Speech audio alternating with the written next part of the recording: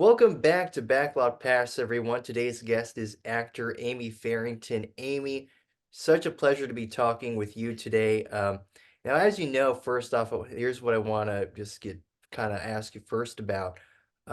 Last year, very interesting year for actors like yourself with the strikes and everything. What was your experience like during that time? Uh, you know, um, I actually I enjoy I know this is going to sound crazy, but I kind of enjoyed it. I loved being out on the front lines with everybody, marching. There was a lot of solidarity. There was a lot of catching up with people that you haven't seen in a long time. I mean, you're at the Disney lot, actually at both lots you march and then people are going the opposite way, so you see them as they're walking past and you're like, oh my gosh, hi, how are you doing, and you're catching up with everybody. And so there was I loved that spirit. I loved getting up in the morning and grabbing my sign and getting over to the picket lines and walking up and down with everybody and catching up on our lives.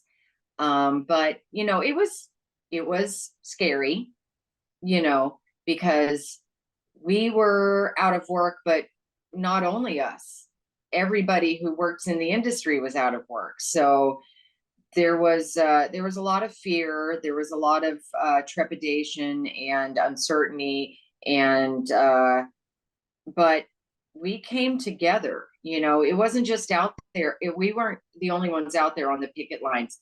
The writers who had already got a deal, they were out there with us, and IATSE was out there with us, and yeah, I saw casting directors out there with us. So it was it was a very unifying time, but also scary, and we're still not getting back to where we were before. We're still not there. We're still just slowly ramping up.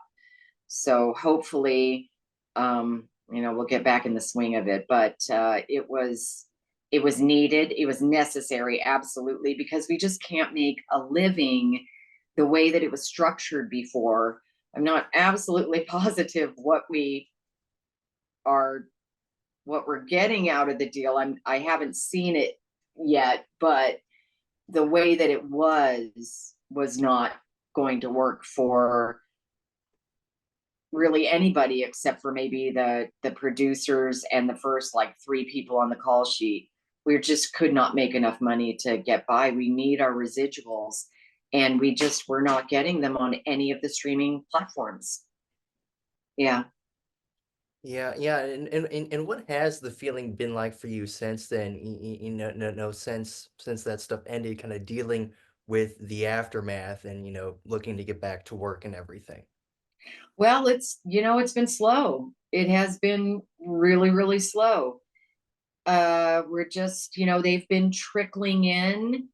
Um, we're still doing, because of COVID, we're still doing everything from home pretty much. I've had a few in-person auditions, which are for me, because I cut my teeth in theater. So I like an audience.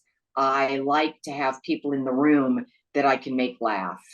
And I feed off their energy. So for me, it's better for me to be in the room than it is for me to tape here in my house.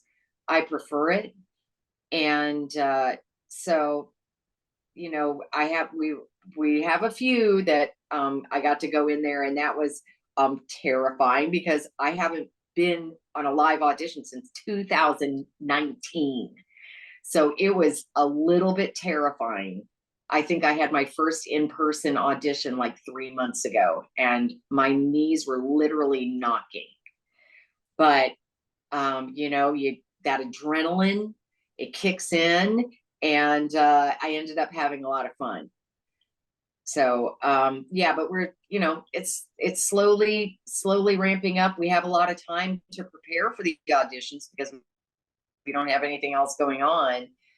You get one audition at a time. Sometimes in the past, if it was a busy time, you might have two that or two, if you're lucky, three that you had to juggle and try to learn the lines and prepare for, and they were stacked on top of each other, so you ended up not doing a really great job on any of them. And now, well, we can certainly laser focus on that one audition. Yeah. Yeah. It was, no, during that whole stuff last year, just kind of observing everything. It was, it was just such a crazy time. Um, and I'll say like the stuff about the AI stuff, like all that It's nonsense. scary. It was scary to hear about. I agree, and just like all the stuff that was being mentioned about, like, oh, like AI coming in and and like just changing things. It was, like, Writing scripts, yeah, it's writing scripts, so being bizarre to the hear about. actors. Can we get your can we, oh we're going to buy your likeness and we won't need you anymore. The background actors, they would just scan them, and then they would just kind of plop them in wherever they needed them, and they would and the actors would not get paid past that initial scanning. It very strange and scary. Yeah. Yeah. Yeah. So hopefully, I do think, I mean, yes, the background actors and, putting them in wherever they, some things, it, but I think that I don't know if they're ever going to really replace actors. Certainly not both their image and their voice, there's just some kind of human interaction that we have that I don't think they can replicate, but never say never. And it is scary. Yeah, and I 100% agree with that. I mean, that's, that's what makes, acting so cool, right? Is you get to collaborate with people, and that's what makes the magic. Is you're doing Yeah. that with others. It's that interaction, Yeah. and and with, like, if you use AI for that stuff, it's like again, like you said, that specialness cannot be replicated with AI. Just it can't. Yeah. That spontaneous energy, those magic things that happen, those accidents that happen that are just like, oh, we're keeping that, those, and just that heart, heart and emotion and life experience, and just a different quirky take on things. You see actors and you're like, well, I would never have done it like that. You know, Yeah. that's magic. I would never have thought to do that. Yeah, so Yeah. I don't know. But it is scary.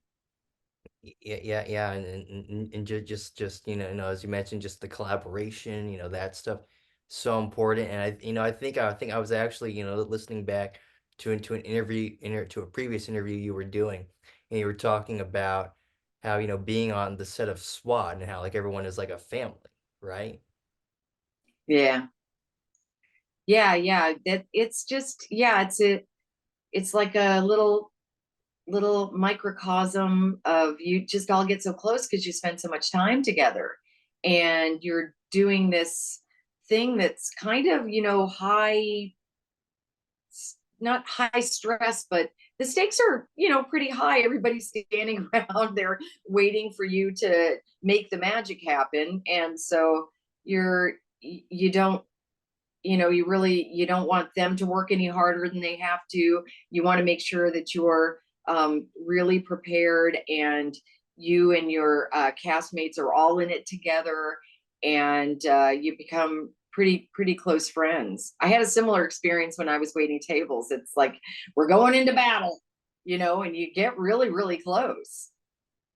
Yeah, absolutely. So now I want to get into a kind of a little bit into your background here. Of course, I read you had gotten your start doing musical theater, as we were kind of talking a little bit beforehand. How did you first get into that and just acting in general? I had done like a few I done a little play in junior high, and it just was so much fun. And I made friends, and I just thought, boy, that is super fun. And of course, I've always loved sitcoms. That, oh my gosh, I love sitcoms. I love comedy. I've always loved making people laugh. I always was trying to crack everybody up. And in high school, I auditioned for a play. And even though I wasn't in the drama per se, club, I I got a nice part. And I was like, oh, okay, I guess I might be kind of good at this. I I feel like I might be good at this. And I certainly have fun doing it. So I was after high school, I just didn't know what in the world I wanted to do. I didn't know what I wanted to do. And I was going to junior college at the time, and I was in choir because I love to sing. I had never done a musical before in my life. Because in my high school, the drama teacher and the choir teacher were roommates. So they did not want to work together that way. So we did not have musicals at my high school. And I was in the choir. So I was at choir in my junior college, and somebody came in with a full page ad in the Dallas Morning News of this guy that was starting a conservatory, a musical theater conservatory. I'd never done a musical before in my life, but everybody was like, I'm going to do it. I'm going to do it. And so I was like, well, I'm going to do it too. So the day of the audition, I show up, and I am the only one from my class that is there. And I make it in. He accepts me, even though I've never done a musical before in my life. He accepts me into the program. We start working. It's a conservatory program, so it is only singing, dancing, acting, stage combat, on camera acting, and some like music theory. So that's what I did for 2 years. I did that program. And this is the thing about that program that really, really set me up for success. They would every Friday, you you would pick a song on, Monday over the weekend, you would pick a song and you would pick a monologue. And then during the week, you would work on it with the vocal coach, you would work on your monologue with the acting coach. And come Friday, they would bring in a panel of professionals from the industry in Dallas, and they would have mock auditions.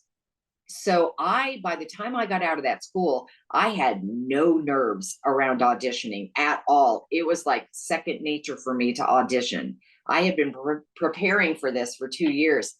So yeah, I hit the ground running. When I got out of that program, I just started working, and that's pretty much it. I did my first musical in that program, and I had one of the leads, and it was demanding. It was Older Sally and Follies. I don't know if you know that show, but it's a lot.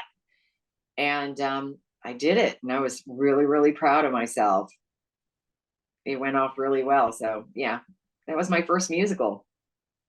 Yeah, well, wow, how about that? Yeah. Are there any other like specific musicals that you remember working on from that time? Well, we now my first professional job I ever got was in Galveston Island Outdoor Musicals. It's not around anymore, but it was down in Galveston, and that was one of the best experiences I could have ever had because it was a cast of 100. There were so many people up on that stage. It was a huge amphitheater stage, and there were so many people up on that stage, and I made 100 new best friends. I I mean, these were my people. And it was incredible getting to know them all. You lived with them. They were dorms out there, and you lived together, and you ate together, and you rehearsed together, and you put on shows together. So they did Oklahoma and Music Man and South Pacific, and but the shows were kind of secondary to just the experience of being around all of these like-minded people and putting on a show, you know, and just becoming so close. And I still, some of my best friends still from that day are from Galvin. I went back and I did it 3 times.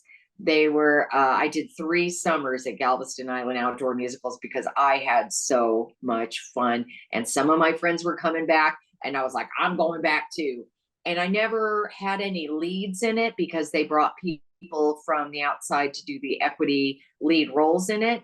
And I certainly wasn't equity, but I learned from them, watching their professionalism, and I just had a blast. So much fun. Yeah, That's awesome. That is awesome. Wow. yeah. 100 people. That I mean, it was like that's incredible. between the actors and all of the people that worked behind the scenes, like all of the set builders and the techies and the people who brought the pieces in and out, because it was a huge theater.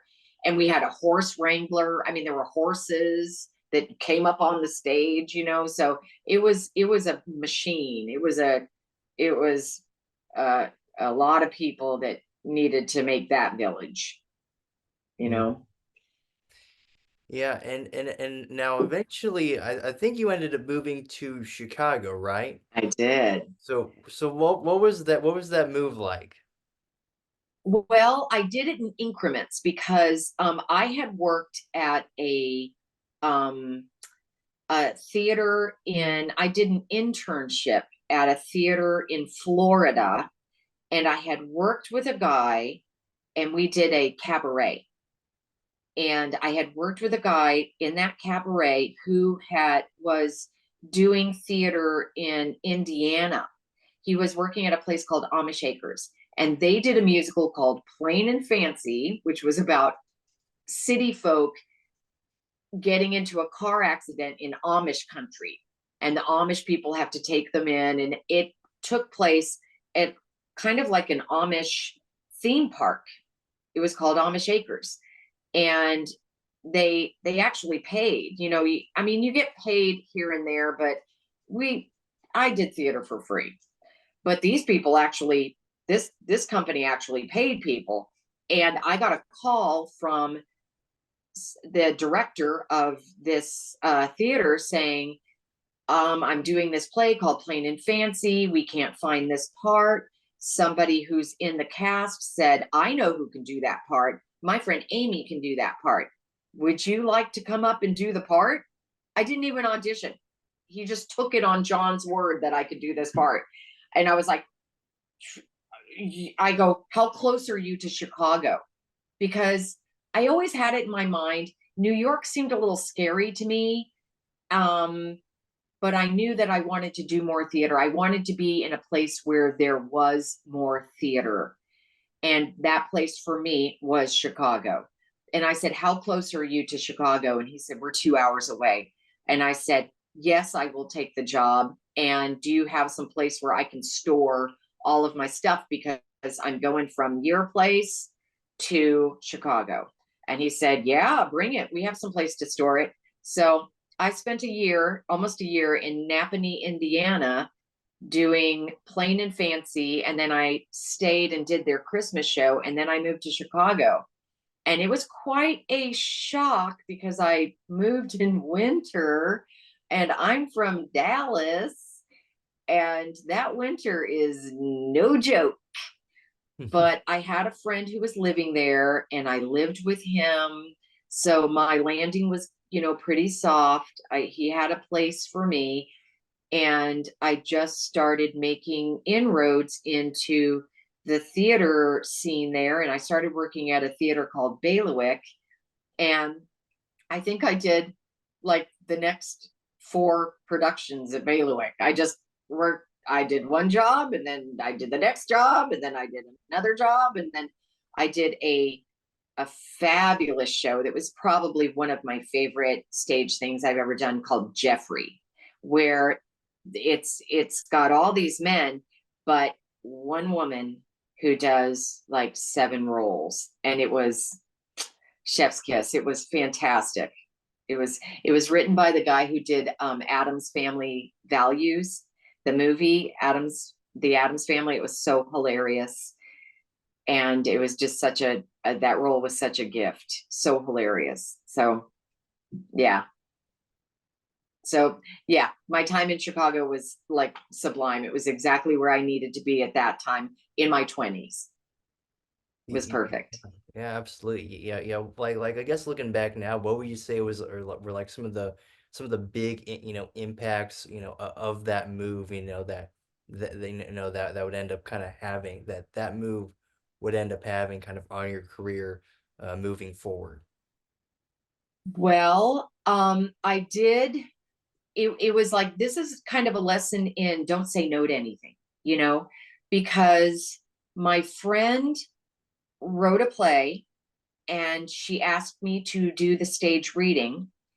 And I mean, I had no idea. How do you get agent? How do you, actually start making a living doing this? I had no idea. I was doing theater and I thought I was happy doing that. But I did this staged reading with my friend, and unbeknownst to me, there was a big fat casting director in the audience, and she called an agent friend of hers and said, "I saw a girl last night. I think you should represent her." And so the guy called me on the phone. His name was Chuck Saucier. He was fantastic. He was representing Judy Greer too at the time. And he called me up and he said, he had a real, he was real raspy. He was like, "Yeah, Jane Alderman saw you last night. She thinks that I should represent you. Can you come in for a meeting?" And I was like, "Yeah."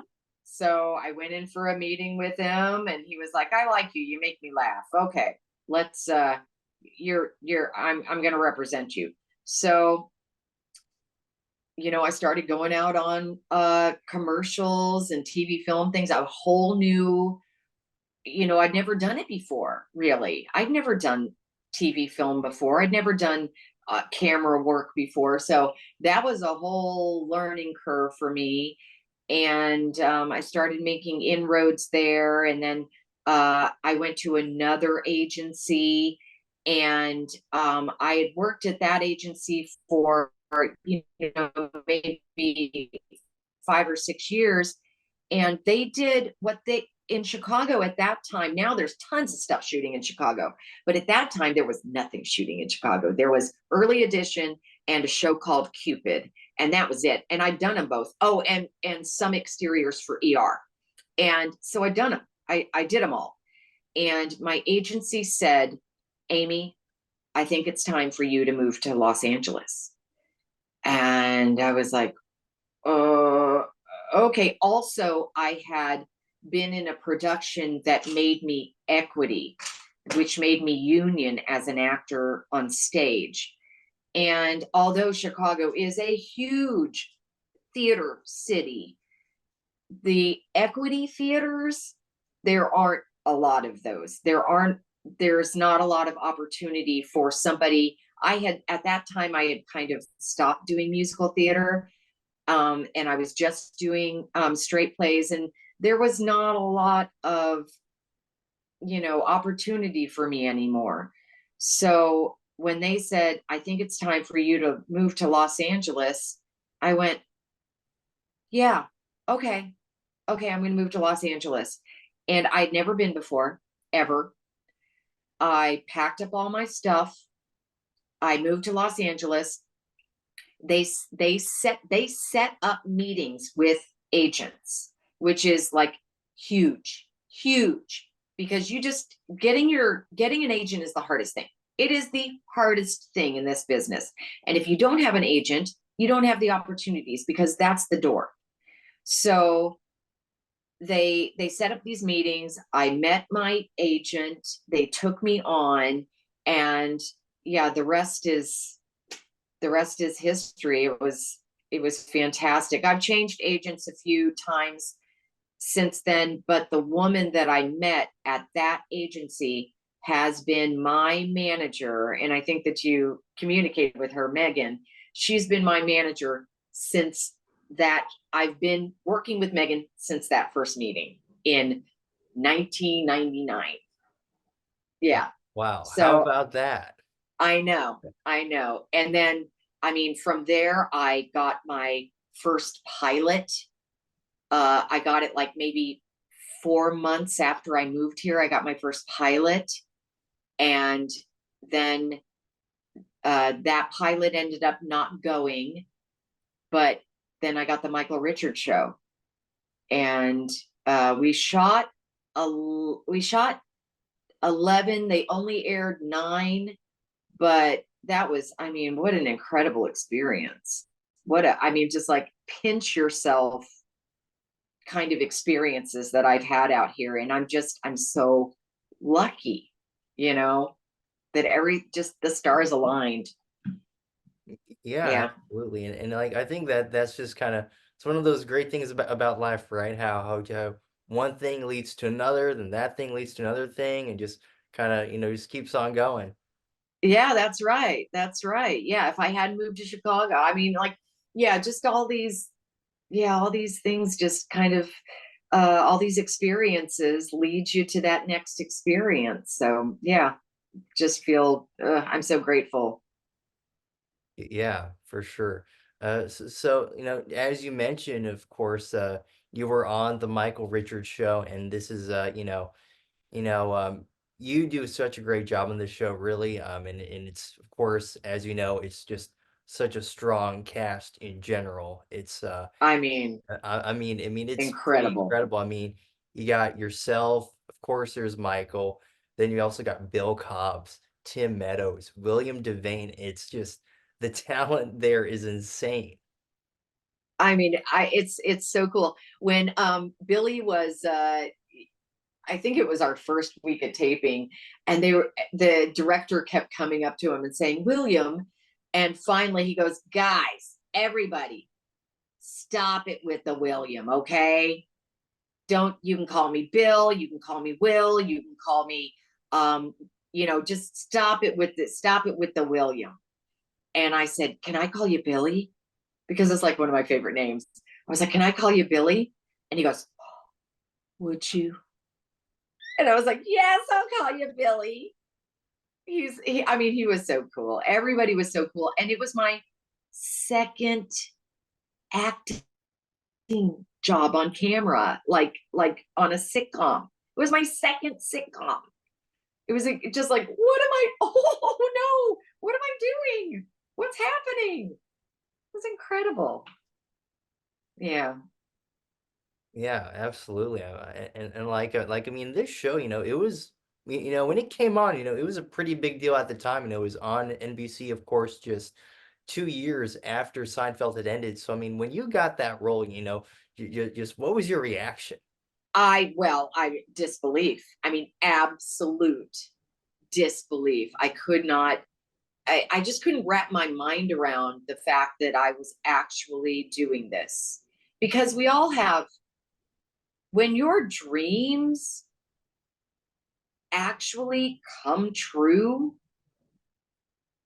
it is a very wild experience. It is, and not only just, I mean, like your wildest dreams, not just your dreams, your wildest dreams of like, well, it's probably never going to happen, but let's shoot for the stars.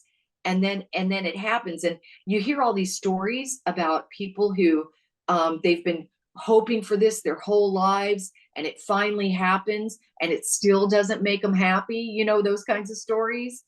Well, I have to tell you, that was not the case for me. I was ecstatic. I was so I I just like I just couldn't believe it. I just could not believe it. And I just set out to do my very best and learn and just take it all in, because I was working with such pros that yeah, it was and try not to, cave under the pressure. Just try to have fun, because it's comedy. You want to have fun, but still, it's like, um, yeah. But Michael was very encouraging. He kept saying, when I would do something, he'd go, oh, you remind me of Julia. Julia would do that. He was very encouraging to me. Yeah, it was incredible.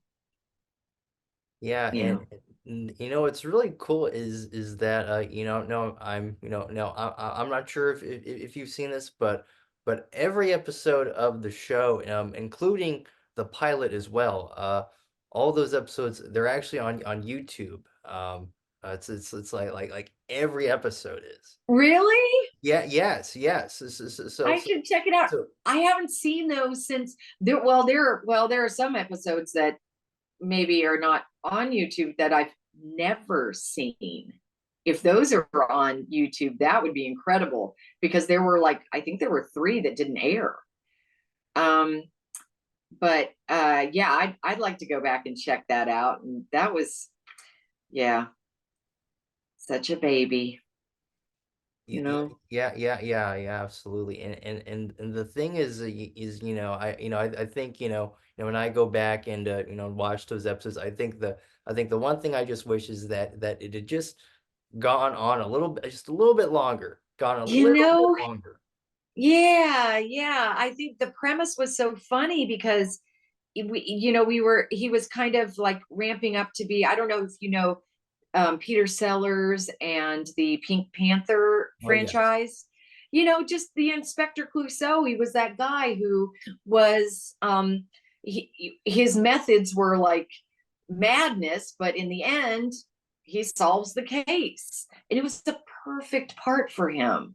It was perfect.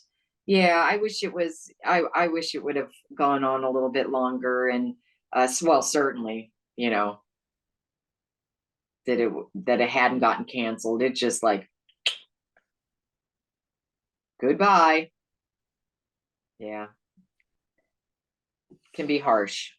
Yeah. I think I think one of the best parts of the show is the parts when you and Michael will go out on a case and like you guys are doing detective work. I think you guys have such great chemistry in your scenes. I liked him so much. I was in awe of him. I mean, it was an absolute awe. And I feel like he trusted me and I felt really comfortable around him. You know, I felt really comfortable around him. I mean, when I think back on it, I'm like, there was this one thing where he was going into an old folks home. So he was he was saying, well, let me get my wig and my he said something else. And then one time he said, let me get my wig and my bobby pins.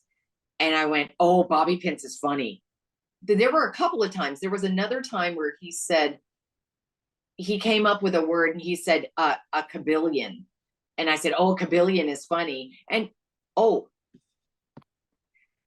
oh, are you okay? And he listened to me. And when I think back now, I was like, oh my God, Amy, you were like telling Michael Richards what was funny. But he listened to me. He was like, oh, cabillion. And I was like, oh, cabillion is funny. Oh, bobby pins is funny, Michael. Just those little moments where you're like, oh my gosh, the nerve, the nerve. But I didn't know any better. I was just like, oh, bobby pins, Michael. It was funny though. Let me get my wig and my bobby pins. It's just funny. Yeah, absolutely. Man, that's awesome. And and you're right. Sometimes it's just just those little interactions, just those little memories that can just really stand out.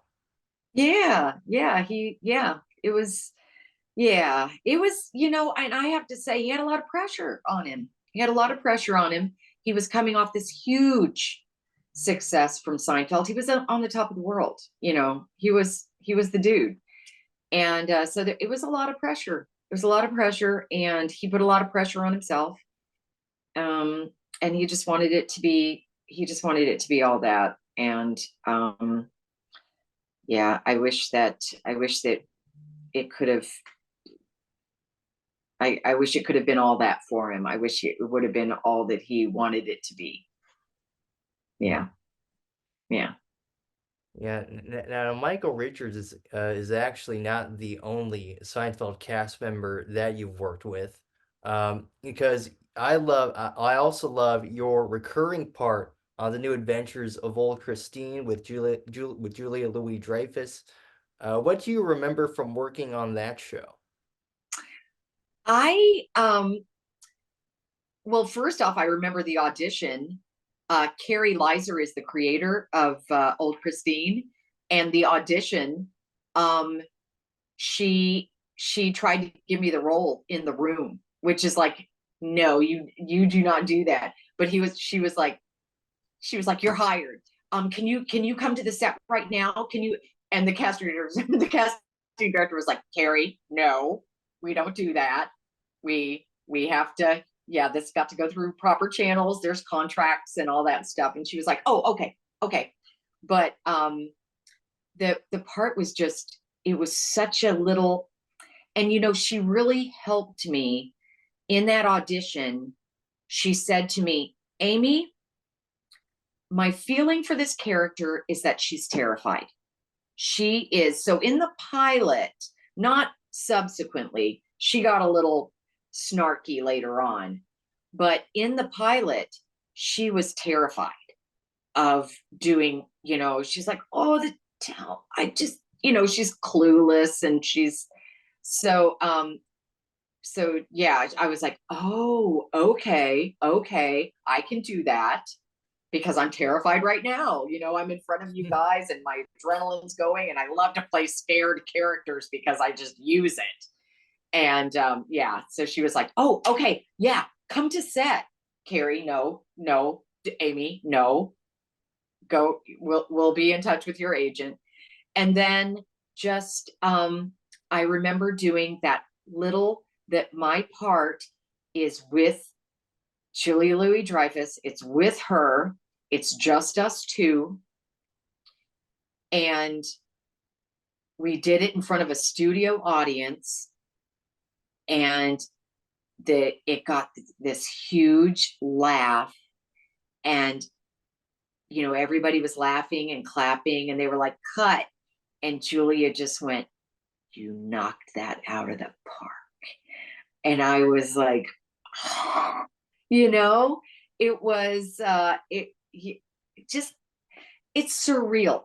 It's surreal because Julia Louis Dreyfus is talking to you and saying your name, and there's such a disconnect when you haven't been doing this for very long. It's just like it's surreal. And then I got to see her do just there's this one scene where she drops a pencil, and then she has to go underneath this desk and get it.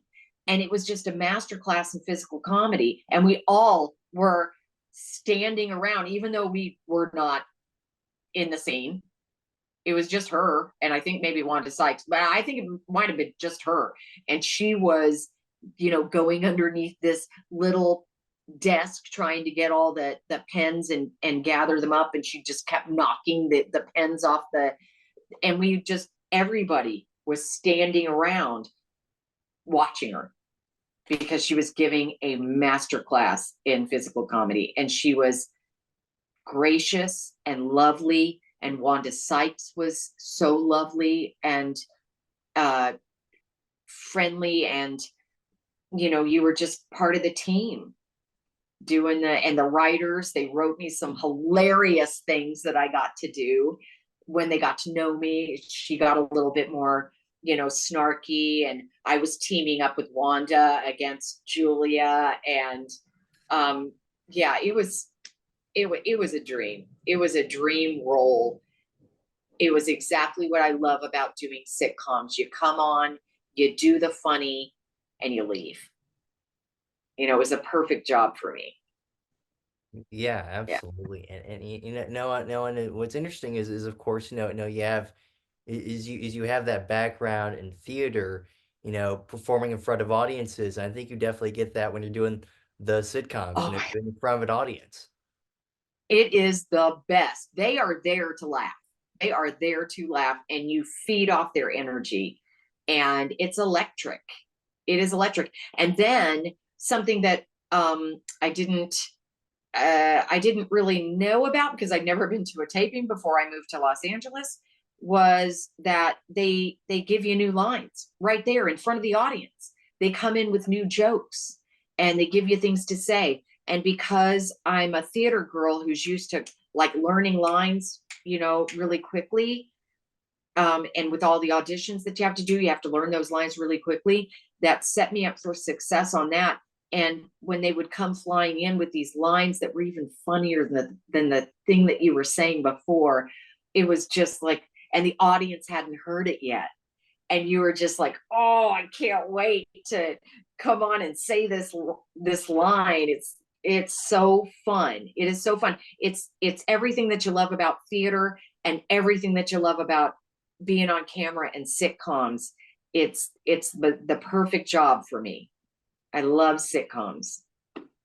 Yeah. Oh, yes, absolutely. Well, and I can definitely say the same. I like sitcoms. There's just I think for me, I think it's just there's almost like this comfort of just sitting back and watching one. Yeah. It's just Yeah. I don't Whenever know, I'm just kind of stressed, I always, comforting in a sort of way. yeah, put on some Friends, put on some Frasier. Yeah, watch Seinfeld. Yeah, it's very comforting. Yeah, I love it. I love it. And even though there's a laugh track and people are, down on the laugh track, those people were actually laughing. They were in the audience and they were laughing. They were laughing in the moment. I mean, you can hear individual people be like, ah, ah, because they tape them laughing at us. Yeah. Yeah, yeah, and no, I definitely think that's sort of kind of in this day and age, I think we're seeing it's probably mostly, single cam sitcoms, right? That's it's I guess and it's more like a movie, where there's like no laugh track, there's no audience or anything. But Yeah. but I think I still prefer the classic multicam setup, because that's just, I mean, that's kind of what I grew up on. Yeah. I've grown up, having an audience there, and I think what I like about it is that you're able to laugh with the audience audio on the TV, and it kind of makes Yeah. you feel like you're You're, there. yeah, you're sharing it together. You're like, yes, that is funny, you know? And the thing about sitcom that's so wonderful for an actor is you rehearse it. You rehearse it, you get there. This isn't the schedule for them all, but you get there on Monday and you get the script and you start getting it up on its feet and you rehearse it. And you're rehearsing it every day up until you shoot it. So you and everybody that you're in the sitcom with, you get to know each other. It's like you're doing theater. So that's what I really, really love about sitcoms is that we're working on it together. It when you're a guest star, and primarily I've done guest stars on single camera. When you're a guest star on single camera, you come in, you meet the people that you're working with that day, maybe on when they bring you to set. Oh, hi, how are you doing? It's nice to meet you. You meet them right then, and then action, and you do this scene with them. You get very few rehearsals, and so it's not as you're not doing it together. It's not like you're not putting on a play, you know. And I love the audience. I will always love an audience. I'm a theater girl. Yep, Yeah. yep, for sure. Now you mentioned, that you've been a guest star, on many series over the years, doing, single cam sitcoms. I do want to say one of my favorite things that you've been on was the Cavemen TV show. That was such a funny part. Well, now you're digging deep. Are those on YouTube too? Yeah, Okay, be able to okay. find it. I mean, I think that's just such a fascinating show to me. Obviously, it's based on those Geico commercials, and Right, right. I think that's such an amazing credit to your name. Oh yeah, well thank you. That yeah, that part was fantastic. I loved that part. That was really fun. I did all my scenes with Nick Kroll, who was telling me, oh, those guys got there at 3 o'clock in the morning to put that stuff on, every day, every shoot. I mean, it was, yeah, that was a slog, but I thought it was very clever. I thought it was a very funny show. Um, and I really, really enjoyed my part. I really liked it. Yeah, that was a good experience. Yeah, I enjoyed that one. I'm glad you liked it too, because yeah, that was funny. Yeah, absolutely, and It felt funny when we were doing it. yeah, for sure.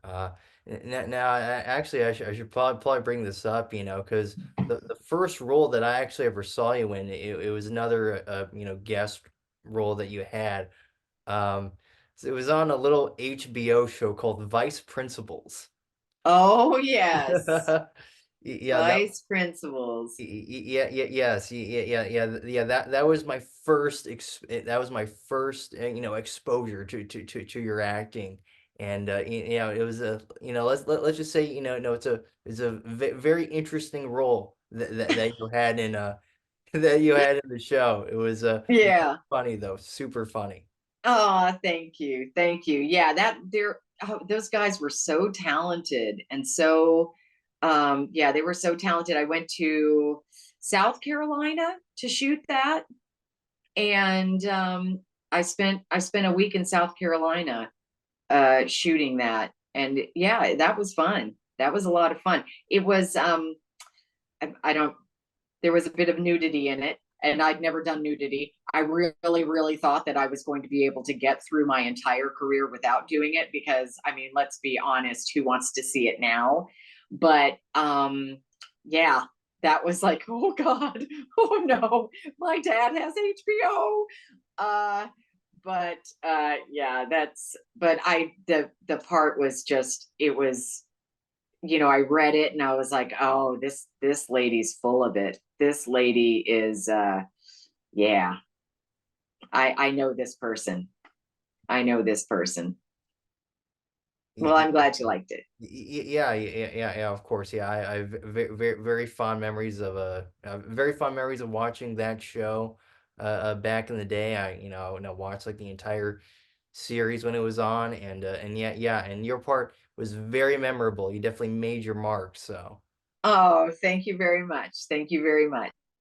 Yeah, they were gonna have another they cut the series short. I was gonna be coming back for another show towards the end of the season, but they cut the season short on that season. Yeah. So they were gonna, yeah, I was gonna be coming back, but that's okay. gosh, well, I'll tell you this. I would have loved to see that. I would have loved to see you come back. Yeah, another, I gotta come back, and my school's gotta win this time.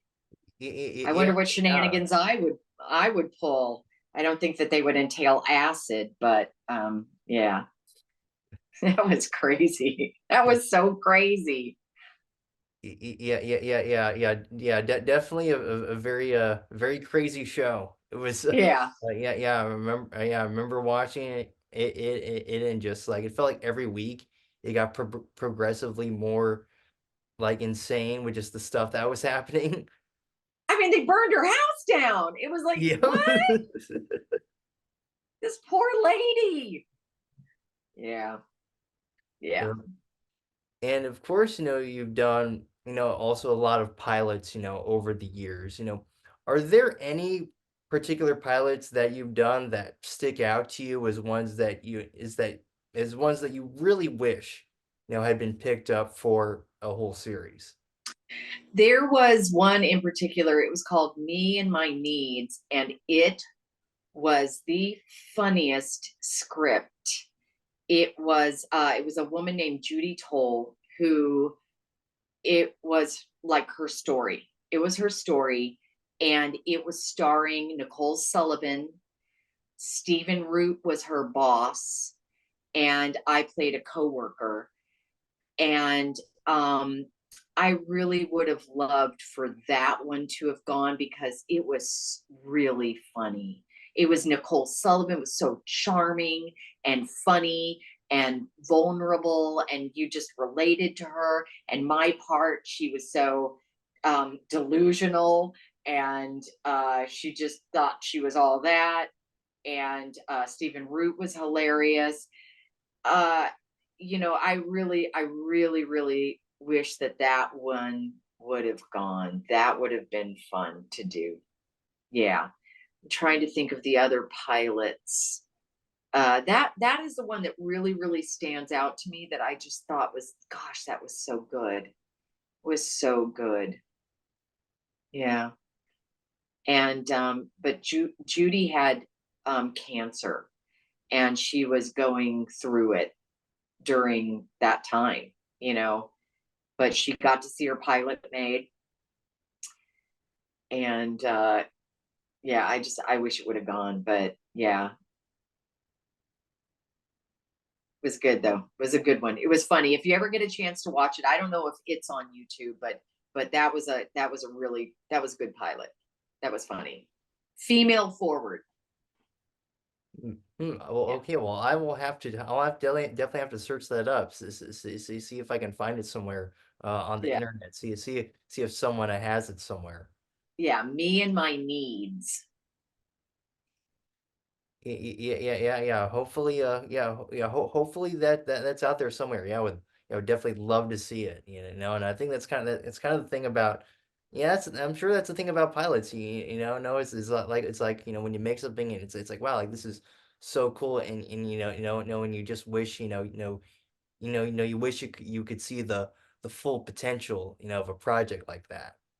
Yeah, and the way that I think that the way that the system is set up now is much better than it was back then, because they would make all of these pilots, and it seemed like every once in a while a pilot would come back. They didn't have room for it then, or the writers were like, no, I want, this thing is good, it needs to go have life, and they'll fight for it, and they'll get it on another network will pick it up or something. But for the most part, there were tons of good pilots, that tons of good ideas and shows that kind of just went by the wayside because there wasn't room on the schedule for them.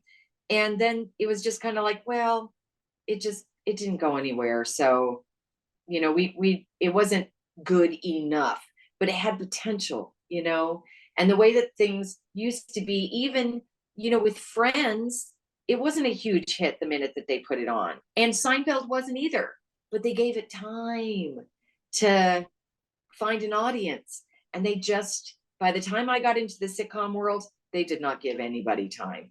It was like, you're either in the top, you know, you're in the top three in your demographic, by show two, or you're out of here. So I feel like a lot of times some shows got some they just didn't find their audience, or they didn't even make it on the air because there wasn't room for them. And that was a bummer. That was a real bummer. But now they're doing pilots year round. They're, in streaming platforms. So I feel like people, writers can, their voices can be heard a little bit. There's more possibility for them to get their story out there and make something happen. But yeah, I mean, you got the pilot. It was just like, oh, this is it. Oh, a pilot. I did a pilot with Mary McCormick and Mia Farrow, and it was being produced by the guy who did Everybody Loves Raymond. So it was just like, oh my gosh, this is fantastic. And just You just never, you just never know. It just they just don't have room for it. They can't accommodate all of these shows, and then they're just dead, and it's sad, all that work. But yeah, it was the business then. I think it's better now. Yeah, yeah, for sure. Now, in addition to acting, I saw that you're also like really big into sewing and then and art as well, which is like so cool. How and when did you first get interested in all of that?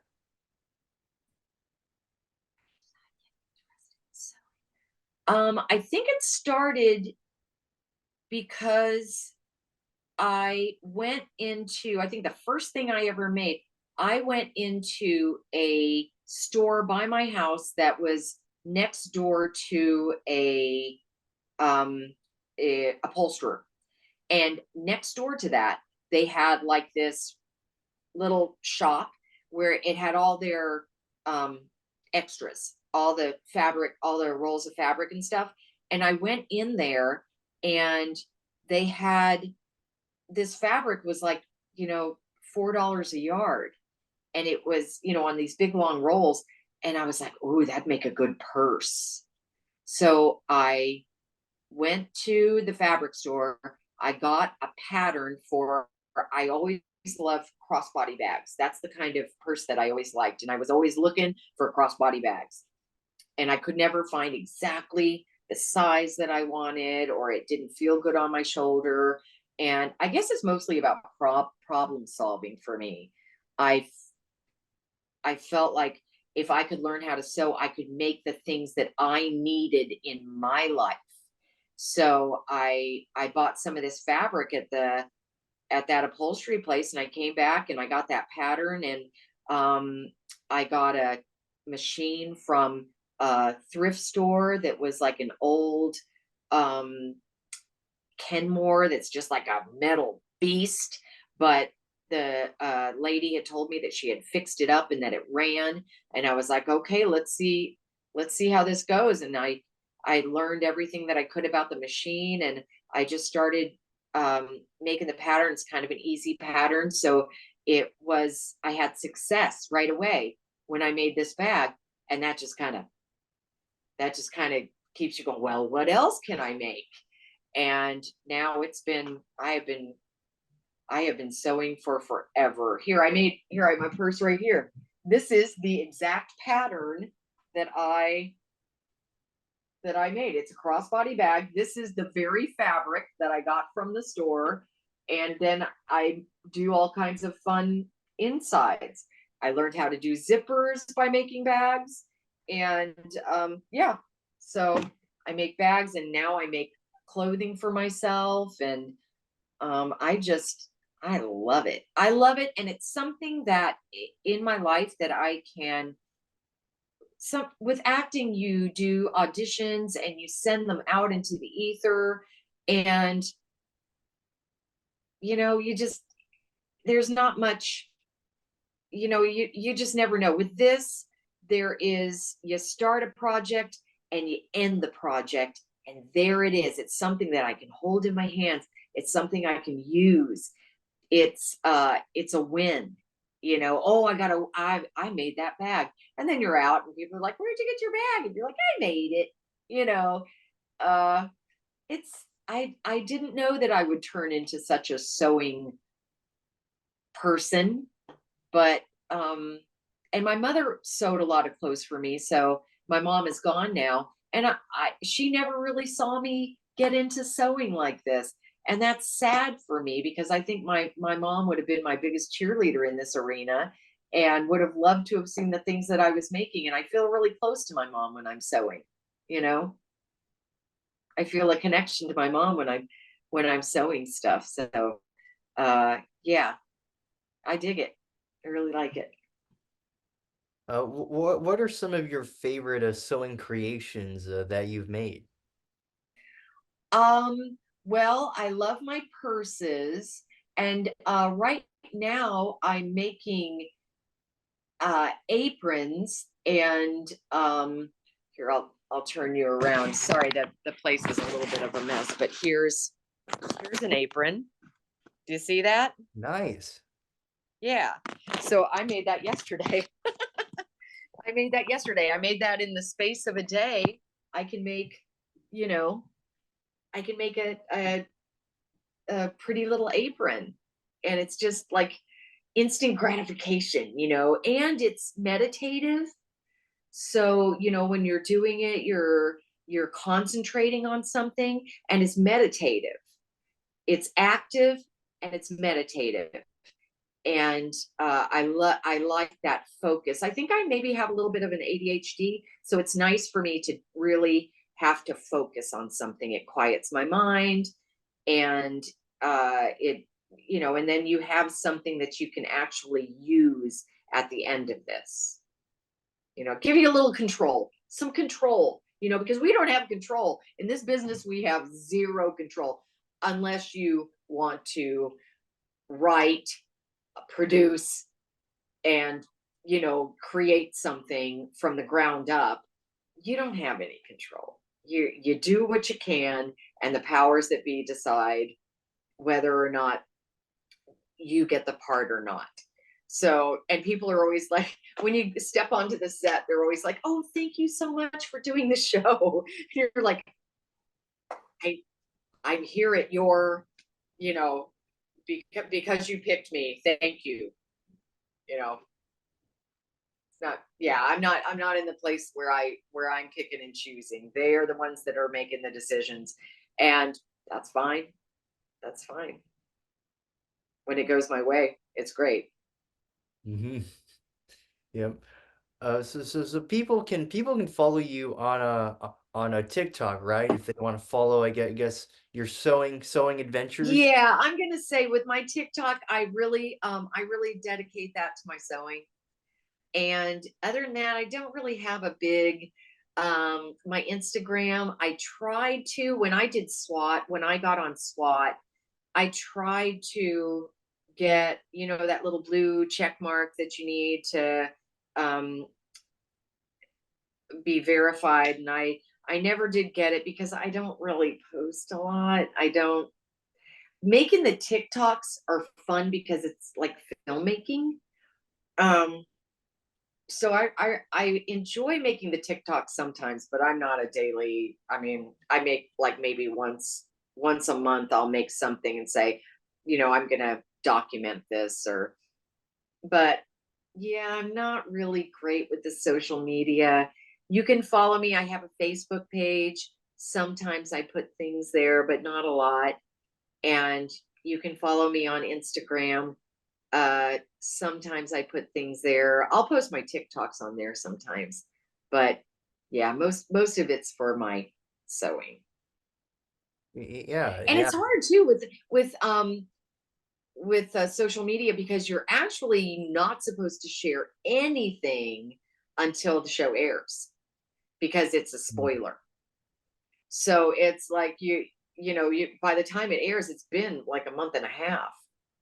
So you're like, oh shoot, I gotta get something up about. I took a picture on set with so and so. I should put that up on my social media, but I forget. I'm not very good with that. I'm afraid.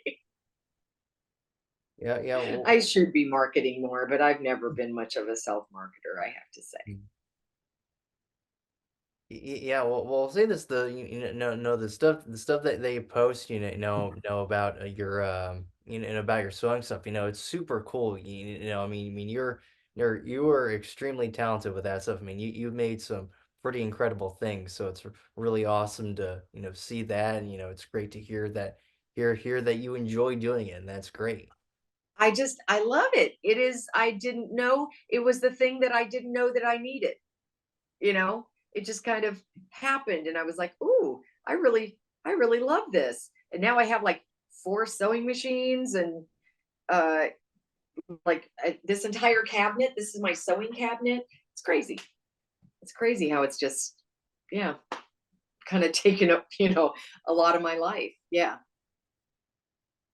Yeah, for sure. Just creative though, more creative, just, Mhm. creating things.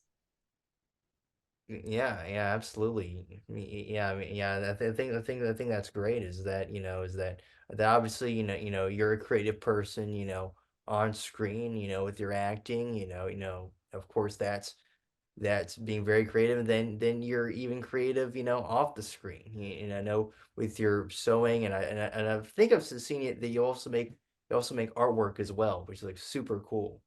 Yeah, yeah, I went through a watercolor stage, I went through, acrylic, just because I needed something for my walls, you know?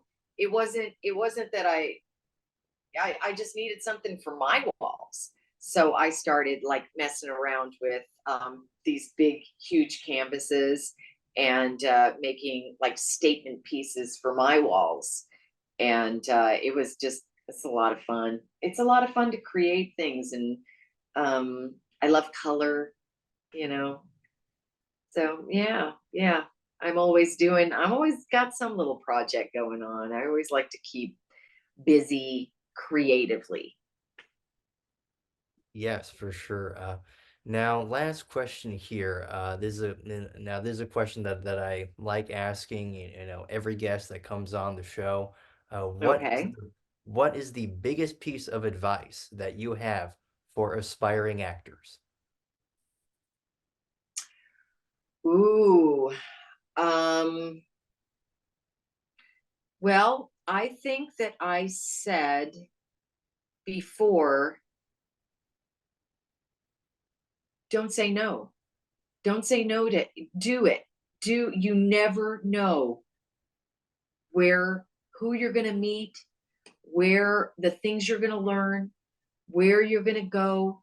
It's just a little, community theater show. It's just a little, your friend is doing a little something.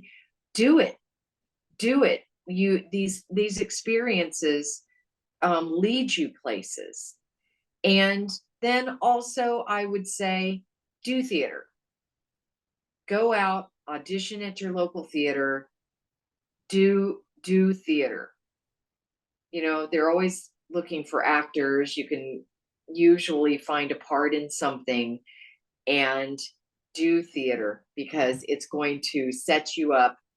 Um, it's gonna, there's so many lessons to learn working with others and what it's like to be on stage, your nerves, overcoming your nerves, and then just kind of building something through the rehearsal process, learning how to work, learning how to memorize your lines and work, all of that stuff you do in theater.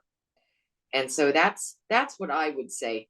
Do theater, I guess.